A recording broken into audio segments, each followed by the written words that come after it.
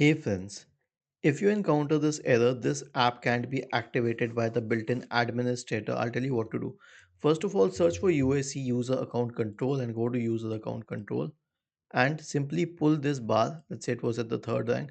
Pull it to the absolute bottom and click on OK because in this case, we do not even need administrator access. Okay.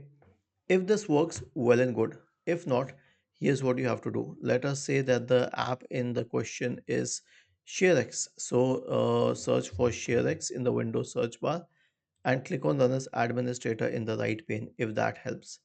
Okay. If that doesn't help either, then we proceed to the next stage, which is an SFC scan.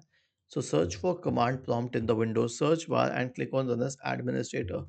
Type the command sfc space forward slash scan now and hit enter to invoke the sfc scan. Was this helpful? If yes, then please subscribe to the channel. If not, then let us know in the comment section of the video on how we could help you further. Thank you for watching this video and have a nice day.